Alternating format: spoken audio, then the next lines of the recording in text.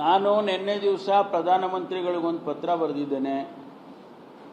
ಬಹಳ ಯುವಕರ ಮನಸ್ಸಿಗೆ ಬಹಳಷ್ಟು ಆತಂಕ ಆಗಿದೆ. ಅವರ ಭವಿಷ್ಯ ಹಾಳಾಗ್ತದೆ ಅನ್ನುವಂಥ ರೀತಿಯಲ್ಲಿ ಅವರಿಗೆ ಭಯ ಹುಟ್ಟಿದೆ. ಲಕ್ಷಾಂತರ ಜನ, ಒಬ್ಬರು ಇಬ್ಬರಲ್ಲ, ಒಂದು ಸ್ಟೇಟ್ ಅಲ್ಲ, ಇನ್ನೊಂದಲ್ಲ. ಈಗ 500 ಮಾರ್ಕ್ಸು ಫಸ್ಟ್ ಎಕ್ಸಾಮ್ನಲ್ಲಿ ತೊಗೊಂಡ್ರು. ಈಗ ಎರಡನೇ ಎಕ್ಸಾಮ್ ತೊಗೊಂಡವರಿಗೆ ಅವನಿಗೆ ರ್ಯಾಂಕಲ್ಲಿ 300 ಬಂದಿದೆ, 300 ಮಾರ್ಕ್ಸ್ ಬಂದಿದೆ ಅವನಿಗೆ. ಕೆಲವರು ಎಲಿಜಿಬಿಲಿಟಿನೇ ಬರಲಿಲ್ಲ, ಪಾಸೇ ಆಗಲಿಲ್ಲ. ಸಾವಿರಾರು ಜನ, ಒಬ್ಬರು ಇಬ್ಬರು ಅಥವಾ 100 200 ಅಲ್ಲ, ಸಾವಿರಾರು ಜನ ಫೇಲ್ ಆಗಿಬಿಟ್ರು. ಅವ್ರು ಕ್ವಾಲಿಫೈ ಆಗಲಿಲ್ಲ. ಒಂದು ವೇಳೆ ಅವರು ಫಸ್ಟ್ ಎಕ್ಸಾಮ್ ಕ್ಲಿಯರ್ ಆಗಿದೆ, ಕ್ವಾಲಿಫೈ ಆಗಿದ್ದಾರೆ, ಅದು ಥ್ರೂ ಆಗಿದ್ದರೆ ಅವರಿಗೆ ಮೆಡಿಕಲ್ ಇಂಜಿನಿಯರಿಂಗ್ ಸಿಗ್ತಾ ಇತ್ತು. ಈಗ ಅವರಿಗೆ ಸಿಗೋದಿಲ್ಲ. ಈಗ ಅಂದರೆ ಅರ್ಥ ಯಾರದಕ್ಕೆ ಹೊಣೆ? ಕಾರಣ ಯಾರು? ಕ್ವಶನ್ ಪೇಪರ್ ಸೆಟ್ ಮಾಡೋರು ಟಫ್ ಆಗಿ ಸೆಟ್ ಮಾಡಿದ್ದಾರೆ ಅಂತ ಹೇಳ್ತಾರೆ ಈಗ ಎರಡನೇ ಎಕ್ಸಾಮ್ಗೆ. ಸೊ ಅದು ಮಾರ್ಕ್ಸ್ ಕಮ್ಮಿ ಆಯಿತು.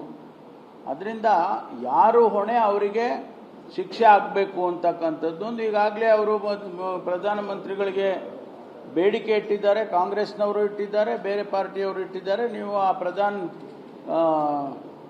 ಧರ್ಮೇಂದ್ರ ಪ್ರಧಾನ್ ಅವರು ಸಚಿವರಿದ್ದಾರೆ, ಅವರ ರಾಜೀನಾಮೆ ಕೊಡಬೇಕು ಅಂತ ಒತ್ತಾಯ ಮಾಡಿದ್ದಾರೆ.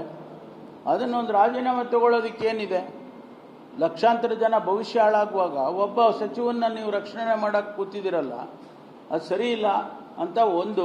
ಎರಡನೇದು, ಇಷ್ಟು ದೊಡ್ಡ ಪ್ರಮಾಣಕ್ಕೆ ನೀಟ್ ಮಾಡೋದು ಬದಲು ರಾಜ್ಯ ಸರ್ಕಾರಗಳಿಗೆ ಅವ್ರಿಗೆ ಬಿಟ್ಬಿಡಿ ಅಲ್ಲ.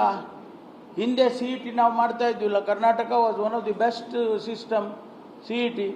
ಅದೇ ರೀತಿ ನೀವು ಎಲ್ಲ ರಾಜ್ಯಕ್ಕೂ ಕೂಡ ಅವರವರ ಸ್ಟೇಟ್ನಲ್ಲಿ CETಗಳು ಮಾಡ್ಕೊಳ್ಳೋದಕ್ಕೆ ಅವಕಾಶ ಮಾಡಿಕೊಡಿ ಅಂತೇಳಿ ನಾನು ಅವರ ಪ್ರಧಾನಮಂತ್ರಿಗಳಿಗೆ ಪತ್ರವನ್ನು ಕೂಡ ಬರೆದಿದ್ದೇನೆ. ಅದೇನು ಏನು ಪ್ರತಿಕ್ರಿಯೆ ಏನು ಬರುತ್ತೋ ನೋಡಬೇಕು.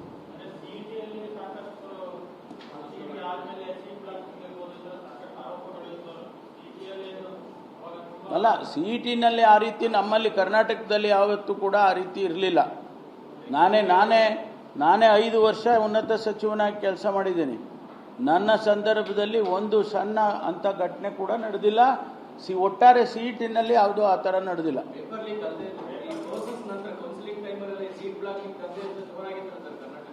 ಅದೇನು ಪ್ರೂವ್ ಆಗಲಿಲ್ವಲ್ಲ, ಯಾರೋ ಆಪಾದನೆ ಮಾಡಿದ್ರಷ್ಟೇ, ಪ್ರೂವ್ ಏನಾಗಲಿಲ್ಲ. ಸುಮ್ಮನೆ ಯಾರೋ